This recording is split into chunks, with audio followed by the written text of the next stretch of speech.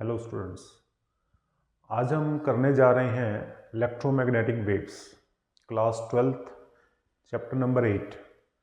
Electromagnetic wave, जिसे हम EM wave भी कहते हैं, इसको करने से पहले हमें कुछ पुरानी बातें याद करनी होगी, जैसे चैप्टर 4 की और चैप्टर 6 की। चैप्टर 4 में हमने स्टडी किया था कि इलेक्ट्रिक करंट जो है वो मैग्नेटिक फील्ड को प्रोड्यूस करता है। फिर चैप्टर 6 में हमने पढ़ा था कि changing magnetic field electric field को प्रोड्यूस करती है। तो क्या ऐसा हो सकता है कि चेंजिंग इलेक्ट्रिक फील्ड या इलेक्ट्रिक फील्ड मैग्नेटिक फील्ड को प्रोड्यूस करे? तो यस, ये मैक्सवेल ने प्रूव किया था कि अगर आप इलेक्ट्रिक फील्ड को चेंज करोगे तो मैग्नेटिक फील्ड प्रोड्यूस होगी। यानी कि इलेक्ट्रिक फील्ड को कैसे भी करके अगर हम चेंज करें तो वो मैग्नेटिक फील्ड को प्रोड्यूस कर सकती है। ऐसा उसने अपने एक एक्सपेरिमेंट के थ्रू किया था। मैक्सवेल ने एक कैपेसिटर के इनसाइड और आउटसाइड मैग्नेटिक फील्ड प्रोड्यूस करके दिखाई। उसने एक कैपेसिटर लिया, उस कैपेसिटर के अंदर उसने बैटरी लगाई, बैटरी से करंट कैपेसिटर के अंदर पास किया, टाइम वेरिंग करंट, यानी करंट धीरे धीरे उसमें चेंज हो रहा है। तो उसने कैपेसिटर की प्लेट के देखा कि अंदर भी मैग्नेटिक फील्ड आ रही है और बाहर भी मैग्नेटिक फील्ड आ रही है। तो इसी एक्सपेरिमेंट के थ्रू उसने existence of electric field existence of magnetic field produce की। मैग्नेटिक फील्ड जो है वो इलेक्ट्रिक फील्ड के कारण भी प्रोड्यूस हो सकती है। ओनली सोर्स करंट नहीं है मैग्नेटिक फील्ड का, कि मैग्नेटिक फील्ड ओनली करंट से ही प्रोड्यूस नहीं होती। अगर आप इलेक्ट्रिक फील्ड को चेंज करोगे तब भी मैग्नेटिक फील्ड प्रोड्यूस होती है। तो जब मैक्सवेल ने ये एक्सपेरिमेंट किया, उसमें एम्पियर सर्किटल लॉ का यूज़ किया। अपने एक्सपेरिमेंट के थ्रू उसने ये बात प्रूव की कि जो एम्पियर सर्किटल लॉ है वो किसी पॉइंट पे आके इनकंसिस्टेंट है। वो सिर्फ कंसिस्टेंट है ओनली कंडक्शन करंट के लिए। मैक्सवेल ने ये प्रूव किया कि जो एम्पियर सर्किटल लॉ है, यानी कि integral B dot D L equal to mu naught I, जो कि हमने एम्पियर सर्किटल लॉ में पढ़ा हुआ है, वो सिर्फ कंडक्शन करंट के लिए ही वैलिड है। उसमें एक और करंट भी आता है जिसे डिस्प्लेसमेंट करंट कहते हैं, जो अभी हम डिस्कस भी करेंगे, जो आज का टॉपिक भी है। डिस्प्लेसमेंट करंट की कोई टर्म मिसिंग थी, इसीलिए जो एम्पियर सर्किटल लॉ है वो इनकंसिस्टेंट है। आफ्टर दैट मैक्सवेल ने 5 इक्वेशन दी जो इलेक्ट्रिक और मैग्नेटिक फील्ड से लिंक करती थी। इन इक्वेशन के थ्रू उसने एक नई प्रेडिक्शन की, एक नई वेव की प्रेडिक्शन की, जिसे हम कहते हैं EM wave, electromagnetic wave. Maxwell ने सबसे पहले, हम एक लाइन में देखते हैं, सबसे पहले मैक्सवेल ने फाइंड आउट की magnetic field due to experiment. Capacitor के इनसाइड और आउटसाइड मैग्नेटिक फील्ड से उसने प्रेडिक्शन किया कि मैग्नेटिक फील्ड प्रोड्यूस हो रही है। उस प्रेडिक्शन से उसने डिस्प्लेसमेंट करंट निकाला और उसके बाद अपनी 5 इक्वेशन बनाई, और उन 5 इक्वेशन पे उसने प्रेडिक्शन किया कि there is some wave which have both character, electric and magnetic, जिसे आज हम ईएम वेव कहते हैं। तो इस प्रेडिक्शन के कारण एक रेवोल्यूशनरी चेंज आया जब ये प्रेडिक्शन हमारे पास एज ए प्रूव होगी। ये 1860 के राउंड की बात है। आफ्टर दैट कम्युनिकेशन जो है वो चलने लग गया, क्योंकि इलेक्ट्रोमैग्नेटिक वेव जो है उसका यूज़ हम कम्युनिकेशन के लिए करते हैं। तो आज तो मुझे बताने की ज़रूरत नहीं, बल्कि ये लेक्चर भी, इलेक्ट्रोमैग्नेटिक वेव चैप्टर अगर है हमारा, तो ये लेक्चर भी वैसे ही रिकॉर्ड हो रहा है। कम्युनिकेशन जो है वो, चाहे वो मोबाइल है, चाहे वो इंटरनेट है, it's all about electromagnetic wave. तो मैक्सवेल जो है उसी की प्रेडिक्शन से ही हम इतना आगे बढ़ चुके हैं। तो मैक्सवेल की सबसे पहली कहानी जो थी डिस्प्लेसमेंट करंट, हम उसी को डिस्कस करेंगे आज। तो आज का जो टॉपिक है दैट इज डिस्प्लेसमेंट करंट। तो जो मैंने अभी आपको बताया उसके अकॉर्डिंग जो मैक्सवेल का एक्सपेरिमेंट था वो था एक कैपेसिटर के ऊपर। उसने एक कैपेसिटर लिया, उसको किसी बैटरी और की के साथ लगाया। This is battery. ये दो प्लेट हैं पी एंड क्यू कैपेसिटर की। हमें पता है कैपेसिटर के अंदर जो होता है वो इंसुलेटिंग मटेरियल है, कनेक्टेड नहीं है। तो जैसे ही हमने प्रेस किया तो यहाँ से करंट जाना स्टार्ट हुआ। करंट इस टाइप में इसके अंदर फ्लो हुआ। तो हमने चैप्टर 4 में पढ़ा हुआ है कि किसी वायर में जब करंट जाएगा तो उसके अराउंड मैग्नेटिक फील्ड आती है। अब सपोज ये एक पॉइंट है, दिस पॉइंट इज ए। अगर मुझे इस पॉइंट ए पे मैग्नेटिक फील्ड निकालनी है तो मैं कंपास रखूंगा, कंपास डिफ्लेक्शन देगी। तो सपोज इसका डिस्टेंस यहां से है स्मॉल आर, तो मैंने एक लूप बनाया। This loop is C1। तो इस जगह पे हम लगाएंगे ampere circuital law. According to ampere circuital law, तो ये लॉ क्या कहता है? Line integral of magnetic field around a close circle C1 is equal to mu naught I. तो जो मैग्नेटिक फील्ड है इसके राउंड राउंड घूमेगी कि इस तरह से मैग्नेटिक फील्ड रोटेट कर रही है। This is the magnetic field. तो मैग्नेटिक फील्ड और जो डीएल होता है स्मॉल पार्ट भी सपोज ये स्मॉल पार्ट है, ये वाला, दिस इज डीएल। तो जैसे मैग्नेटिक फील्ड ऐसे है, स्मॉल पार्ट भी ऐसे है, तो इन दोनों में जो एंगल है वो है 0 डिग्री।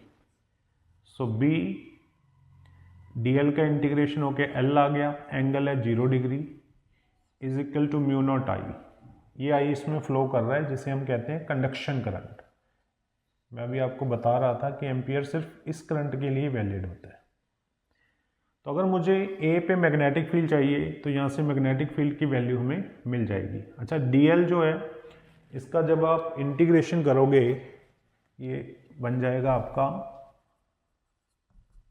2 पाई आर, क्योंकि ये पूरा सर्कमफ्रेंस 2 पाई आर है।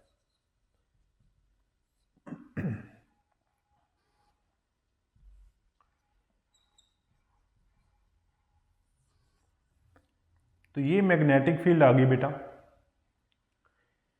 ए पॉइंट पे। जब हमने ए पॉइंट के राउंड एक सर्कल बनाया और उस पे एम्पियर सर्किटल लॉ लगाया, तो इस करंट की वजह से, जिसे कंडक्शन करंट कहते हैं, ए पॉइंट पे ये मैग्नेटिक फील्ड आ गई। ये मैक्सवेल ने शो करके दिखाया था हमें। अगर मैं इसी डायग्राम को कुछ ऐसे बनाऊं, देखिए ये होता है लूप। इसको यहीं पे सबसे ज़्यादा कंफ्यूजन होती है जो मैं अभी बात बता रहा हूँ। दिस इज लूप, एक लूप बनाया हुआ है ऐसा। लूप और सरफेस एरिया दोनों में फर्क है। अगर कोई लूप है ये, मैं उसको खींच के बड़ा भी कर सकता हूँ लेकिन रहेगा लूप ही। एरिया बढ़ गया, लूप वही रहा। तो इसी पॉइंट को अगर मैं ऐसे कर दूं,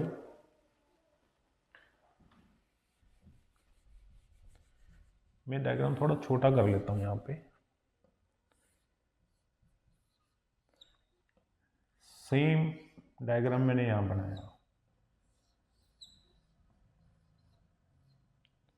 सेम पॉइंट लिया मैंने, डिस्टेंस आ रहा है ये, और ये लूप वही है जो ऊपर है। अब मैं क्या कर रहा हूं, इसको स्ट्रेच कर रहा हूं मैं। ये जो लूप है इसको स्ट्रेच कर रहा हूं, यानी कि कुछ इस वे में। एरिया वही रहा, लूप वही रहा, बस एरिया स्ट्रेच किया है हमने। तो ये जो लूप है ये पी को भी नहीं टच कर रहा, क्यू को भी नहीं टच कर रहा, जस्ट एक लूप है ये लूप का एरिया है। आप ऐसे मान लो जैसे बलून होता है, बड़ा बलून ले लो जो हम बर्थडे पे लगाते हैं, बड़े वाला। तो उसके ऊपर जो सर्कल होता है यहाँ से हम ब्लो करके उसको बड़ा करेंगे, तो वो तो है लूप। वो लूप मैंने पहले यहाँ लिया था। अब उस गुब्बारे को खींच दिया, खींच के उसका एरिया बड़ा हो गया। पहले एरिया चिपका हुआ था गुब्बारा, सिर्फ हमने लूप लिया था। अब गुब्बारे का मुंह वही है, हमने पीछे खींच दिया तो एरिया जो है वो बढ़ गया। अब एम्पियर सर्किटल लॉ ने जो हमारा लूप का मेन डीएल हम लेते हैं उसने एरिया का कोई यहाँ पे यूज़ नहीं किया। एम्पियर सर्किटल लॉ सिर्फ लूप के ऊपर काम करता है, एरिया के ऊपर काम नहीं करता। अगर मैं अब इस लूप के अकॉर्डिंग जाऊं C2 वाले पे और फिर से एम्पियर लूप लगाऊं यहां पे, मैग्नेटिक फील्ड निकालने के लिए R पे, बट हमें पता है कंडक्शन के अंदर तो कोई करंट है ही नहीं, तो इसीलिए लूप C2 के अकॉर्डिंग मैग्नेटिक फील्ड 0 है, लूप 1 के अकॉर्डिंग मैग्नेटिक फील्ड इतनी है ए पॉइंट पे। तो यहाँ पे इनकंसिस्टेंसी होगी, यानी कि एक पॉइंट तो कह रहा है, एक लूप कह रहा है कि आर पे मैग्नेटिक फील्ड है, सेम एम्पियर सर्किटल लॉ जो है मैं दूसरे पे लगा रहा हूँ, वहाँ पे शो हो रहा है कि मैग्नेटिक फील्ड नहीं है, 0 है। तो यहाँ पे कुछ इनकंसिस्टेंट है जिसको मैक्सवेल ने फाइंड आउट किया डिस्प्लेसमेंट करंट के रूप में। तो पहले इतना देखिए, फिर मैं बताता हूं कि वो कैसे निकालेंगे।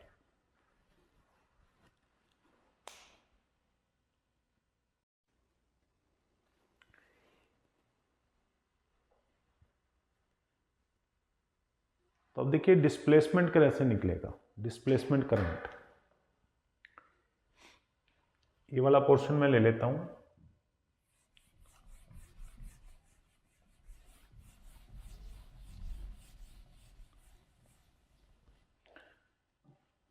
अब इनकंसिस्टेंसी को बताने के लिए मैक्सवेल ने कहा कि ये जो करंट यहां से जा रहा है, ऐसे करंट जाने से पी प्लेट पे चार्ज आ रहा है धीरे धीरे धीरे, और इस वजह से पी से क्यू इलेक्ट्रिक फील्ड जाएगी। तो ये जो इलेक्ट्रिक फील्ड है ये हमने गॉस लॉ चैप्टर 1 में निकाली हुई है। इलेक्ट्रिक फील्ड किसके इक्वल होती है? सिग्मा बाय एप्सिलॉन नॉट के। सिग्मा इज चार्ज अपॉन ए। ये गॉस लॉ की एप्लीकेशन में हम ऑलरेडी कर चुके हैं। तो ये जो इलेक्ट्रिक फील्ड है, इस इलेक्ट्रिक फील्ड से जो इलेक्ट्रिक फ्लक्स आएगा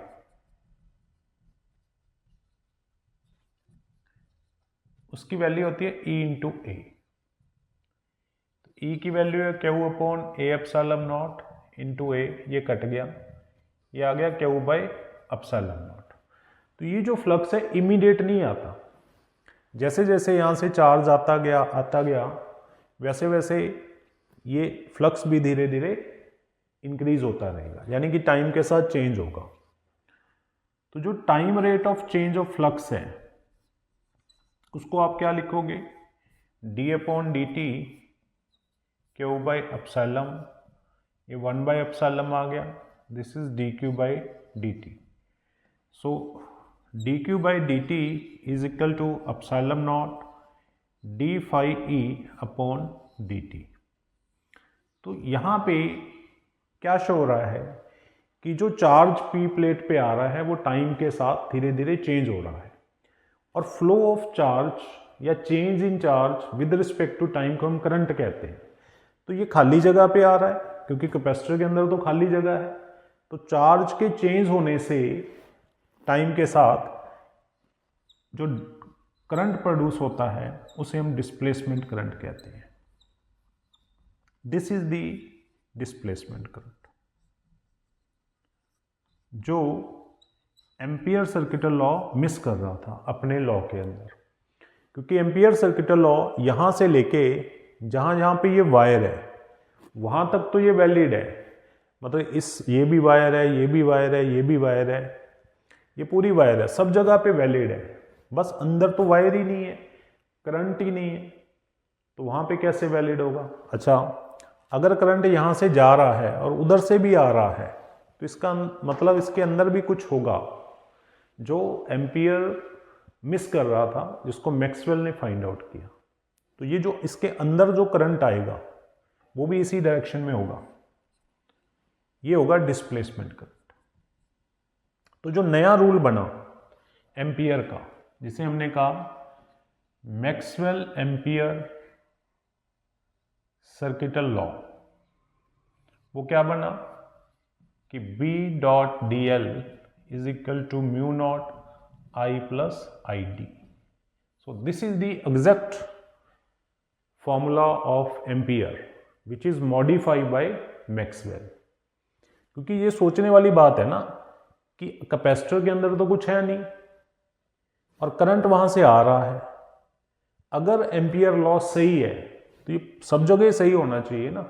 मतलब यहाँ पे सही है, मतलब ये लूप कह रहा है एम्पियर सर्किट लॉ लग गया, वही सेम रूल जब हम यहाँ लगा रहे हैं तो वो नहीं अप्लाई हो रहा. तो ऐसा तो नहीं हो सकता ना. तो इसीलिए जो मिसिंग टर्म थी डिस्प्लेसमेंट करंट, वो हमने फाइंड आउट कर ली. इसके बाद हम देखेंगे इसकी कंटिन्यूटी. जब तो ये जुड़े हुए हैं दोनों आपस में टुगेदर, देन तो ये कंसिस्टेंसी है इसकी. लेकिन अगर उसको सेपरेटली देखोगे देन नहीं है. ये मैं अगले टॉपिक में बताऊंगा आपको. कई बार इसमें बहुत ज़्यादा प्रॉब्लम आती है बच्चों को कि इसको समझने में. ये आप इसको ऐसे भी कह सकते हो, मैंने गुब्बारे वाला एग्जांपल दिया है बलून का, आप इसको मटका मान लो. मटके का जो ऊपर वाला होता है जहाँ से पानी डालते हैं, मटका कुछ ऐसे पड़ा हुआ है कि ये मटके का पीछे वाला हिस्सा है, ये मटके का मुंह है. ठीक है, यहाँ पे सिर्फ मुंह है उसका. तो हमें इस एरिया से कोई मतलब नहीं होता. एम्पियर सर्किट लॉ सिर्फ सर्कुम्फ्रेंस को देखता है, एरिया को नहीं देखता. देखिए बेटा इसको.